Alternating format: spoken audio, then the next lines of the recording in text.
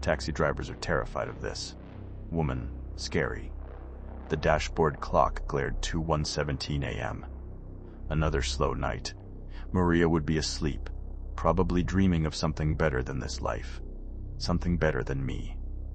The dispatcher's voice crackled over the radio.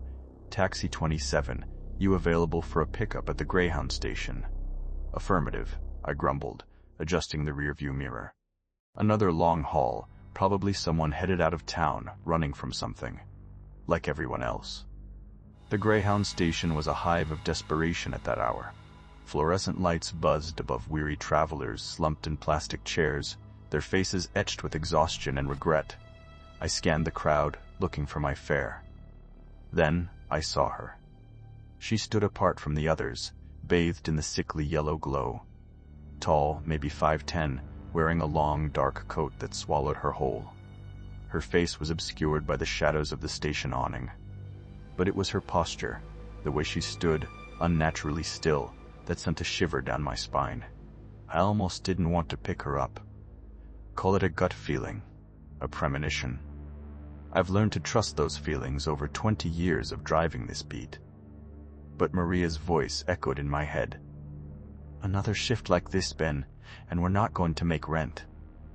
I pulled up to the curb, the squeal of the brakes cutting through the silence. She didn't flinch. Taxi? Her voice was low, almost a whisper, but it carried across the distance. I nodded, popping the trunk. She glided towards the car, her movements unnervingly fluid. As she approached, I finally got a glimpse of her face. It was pale, almost translucent, with high cheekbones and dark, hollow eyes that seemed to absorb the light. Her hair was pulled back tight, revealing a sharp, angular jawline. Where to? I asked, trying to keep my voice steady. The old Blackwood Mill, she replied, her voice barely audible above the hum of the engine. My blood ran cold. The Blackwood Mill? That place was a ghost town, abandoned for decades. It was miles outside the city, down a long, winding road with no streetlights, no houses, nothing but trees and darkness. It was the kind of place where bad things happened. The kind of place you didn't go, especially not at this hour. Look, lady, I said, forcing a laugh. That place is shut down, nothing there but rats and broken glass. She turned her gaze on me, and I felt a jolt of pure fear. Those eyes, they weren't human. They were like black holes, sucking in all the light and warmth around them. Take me there, she repeated, her voice unwavering. I'll pay you double. Double? That was tempting. Damn tempting. Rent was due, the electricity bill was overdue, and Maria's birthday was next week. But something about this felt wrong, terribly wrong. I can't, I said, my voice trembling slightly. It's too far, too late, not safe. She leaned closer, her breath cold on my face. Are you afraid? Afraid? Hell yes. I was afraid. I was a middle-aged man with bills to pay and a wife to protect. I wasn't supposed to be facing down something that looked like it crawled out of a nightmare. Get out of the car, I said, my voice rising. I'm not taking you anywhere. She stared at me for a long moment, her eyes burning into mine. Then, slowly, a smile crept across her face. It wasn't a happy smile. It was predatory, chilling. You'll regret this, she whispered, before turning and disappearing back into the shadows of the Greyhound station. I floored it, tires squealing, adrenaline pumping through my veins. I didn't stop until I was back on the well-lit streets of downtown, the familiar sights and sounds offering a small measure of comfort. I tried to shake it off, telling myself it was just a weird encounter, a figment of my overactive imagination fueled by too much coffee and not enough sleep. But I couldn't shake the feeling that I had narrowly escaped something terrible. The next night, I heard the rumors, whispers among the other drivers, hushed voices over the radio. Another driver, a guy named Tony, had picked up a woman at the Greyhound station. He took her out to Blackwood Mill. He hadn't been seen since. I tried to tell myself it was a coincidence, just a coincidence, but I knew it wasn't. Days turned into weeks. More stories surfaced. Drivers picking up the same woman, heading to the same remote locations. Some disappeared completely. Others were found catatonic, babbling about shadows and whispers and eyes that burned like fire. I started researching the Blackwood Mill. Old newspaper articles, forgotten police reports. Turns out, the place had a history. A dark history. Murders, disappearances, unexplained accidents. It was like the place was cursed. I found one article that chilled me to the bone. It was about a series of disappearances back in the 1970s. Young women, all with similar features. Pale skin, dark hair, high cheekbones. They had all vanished without a trace. The last person to see them was always a taxi driver. Maria noticed the change in me. I was jumpy, irritable, barely sleeping. I was spending hours online, obsessing over the missing persons cases, poring over old maps and police reports. "Ben, what's going on?" she asked one night, her voice filled with concern. "You're not yourself. You're scaring me." I tried to explain, to tell her about the woman, about the Blackwood Mill, about the disappearances. But it all sounded crazy, like the ramblings of a madman. "It's just stress, honey," I said, forcing a smile. "I'll be fine. Just need to get some rest." But I wasn't fine.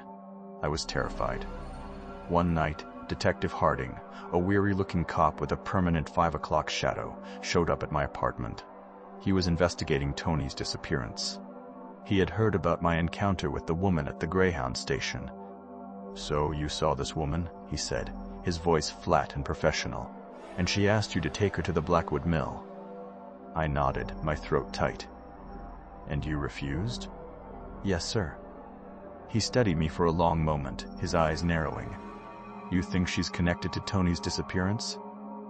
"I don't know," I said, my voice barely a whisper. "But I have a bad feeling about it. A real bad feeling." Harding sighed, running a hand through his thinning hair. "Look, Mr. Miller, I appreciate you coming forward, but we're dealing with a lot of missing persons cases. People disappear every day in this city. It doesn't mean there's some boogeyman out there." "But what if there is?" I pleaded. "What if this woman is responsible? You have to look into it." Harding promised to look into it, but I could tell he didn't believe me. He thought I was just another stressed-out taxi driver with an overactive imagination. I decided to take matters into my own hands. I spent my days researching the disappearances, digging through old records, talking to anyone who might have seen or heard something. I went back to the Greyhound station, showed the woman's description to the security guards, the ticket agents, the late-night cleaning crew. Most people dismissed me as a crazy man. But a few of them recognized her. They had seen her. Always late at night, always asking for a ride to some remote, desolate location. One of the security guards told me a story about a woman who had been working at the station for over 20 years. She said that every few years, a string of disappearances would occur. Young women, all with similar features. And each time, the same woman would be seen lurking around the station. The security guard said she called her the Shadow Lady. That night, I couldn't sleep. I tossed and turned in bed, haunted by the images of the missing women, by the memory of the woman's eyes, by the stories I had heard. Then, at 3:17 a.m., the dispatcher's voice crackled over the radio. "Taxi 27, are you available for a pickup at the old Colton Avenue Bridge?" The Colton Avenue Bridge. That was another one of those places. Remote, isolated, known for suicides and drug deals. I hadn't been near that place in years. "Negative," I said, my voice trembling. "I'm out of service." "Come on, Ben," the dispatcher said, his voice impatient. "We're short on drivers tonight. Just a quick run. Big fare." I said no, I replied, my voice rising. "Find someone else." I shut off the radio, my heart pounding in my chest. I knew what was happening. She was toying with me, testing me, luring me into her trap. I couldn't let it happen. I had to stop her. I got out of bed, pulled on my clothes, and grabbed my keys. Maria stirred in her sleep, mumbling my name. I kissed her forehead, whispering, "I'll be back soon." I drove to the Colton Avenue Bridge, my hands gripping the steering wheel so tightly that my knuckles turned white. I parked my car a few blocks away, turned off the headlights, and walked the rest of the way. The bridge was deserted, shrouded in darkness. The only sound was the rushing of the river below. I stood in the shadows, watching, waiting. Then I saw her. She was standing at the edge of the bridge, looking out at the water. The same long coat, the same pale face, the same dark, hollow eyes. I approached her slowly, my heart pounding in my chest. "You," I said, my voice trembling with anger and fear. "What are you?" She turned to face me, a slow, predatory smile spreading across her face. "I am what you fear," she whispered. "I am the darkness that lurks in the shadows. I am the reason you lock your doors at night." "You're a monster," I said, my voice rising. "You're killing people." "They were already dead," she replied, her voice cold and emotionless. "They were just waiting for me to claim them." She stepped closer to me, her eyes burning into mine. "Now it's your turn," she whispered. I froze, paralyzed with fear. I couldn't move, couldn't speak, couldn't even breathe. She raised her hand, and I saw something glinting in the darkness. A knife. I closed my eyes, waiting for the end. But it didn't come. I opened my eyes and saw Detective Harding standing behind her, his gun drawn.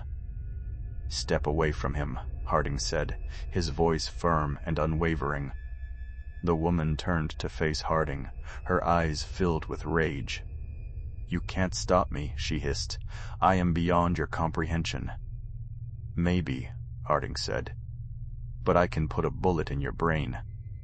The woman hesitated, her eyes flickering between Harding and me.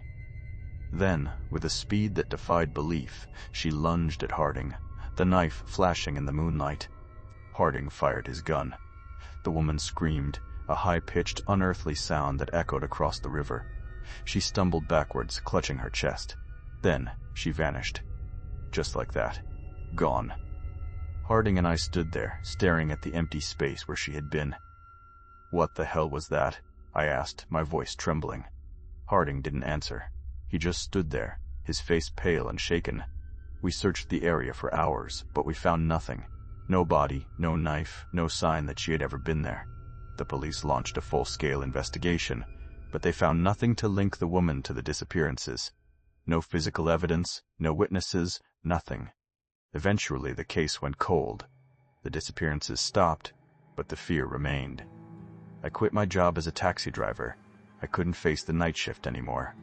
The memories were too fresh, the fear too real. I tried to rebuild my life, to put the pieces back together. But I was never the same. The woman had changed me, had shown me the darkness that lurked beneath the surface of the world. One night, months later, Maria and I were driving home from a movie. We were stuck in traffic, bumper to bumper, inching our way forward.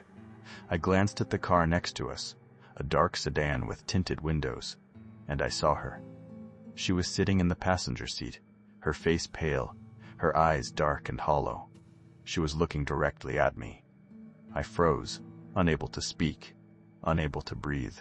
My heart pounded in my chest, my hands gripped the steering wheel. Maria asked me what was wrong, but I couldn't answer.